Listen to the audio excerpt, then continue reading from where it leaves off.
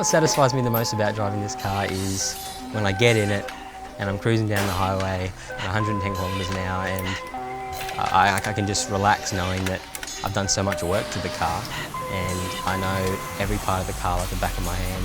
I know that everything's working well. I know that all those blood, sweat and tears that went into it have paid off, and yeah, I just get a real kick out of it. My name is Jedediah Sheehan, and I drive a 1979 BMW E21 323i.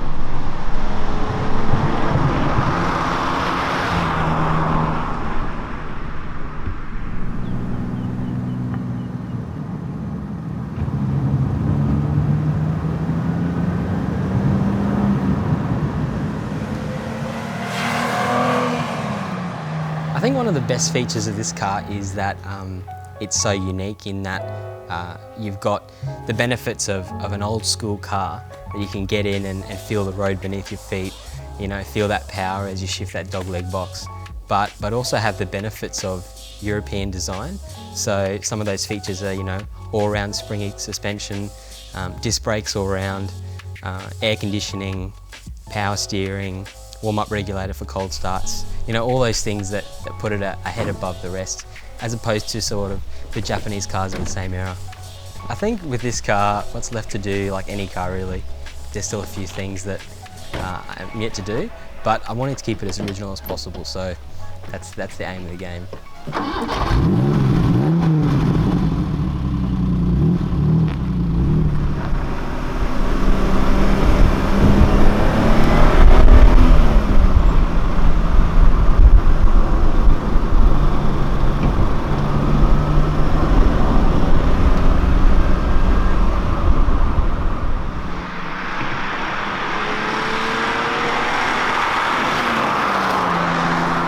The car was originally a 3-speed automatic 323.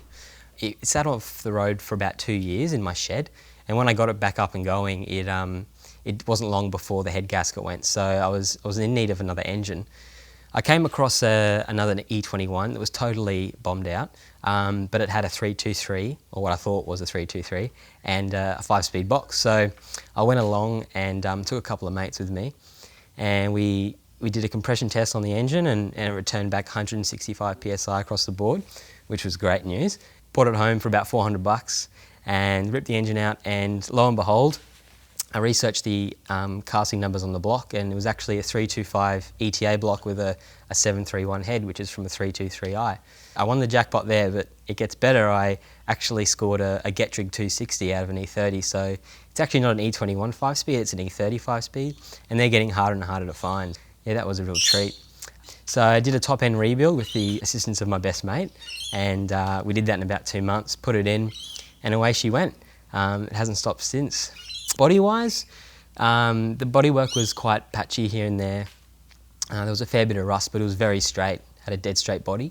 I was in the midst of trying to sell it, but I came across the opportunity of getting it restored, so for quite a good price, I had all the rust taken out and had it resprayed in Alpine White. To me, the E21 is most iconic because it was the first 3 Series that BMW released, and just driving down the road knowing that you're driving in an iconic vehicle for European motoring history is just a real treat.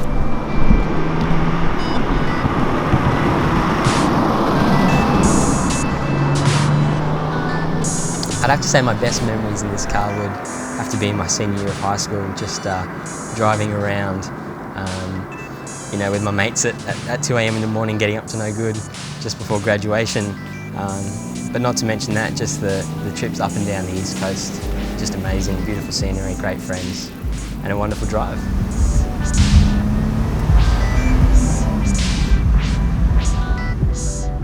It was supposed to be sold, however it wasn't selling, so I did go ahead and do the body restoration. But to put it simply, it is for sale to the right person and for the right price. I definitely want to pass it on to someone who appreciates it and would nurture it the way I have.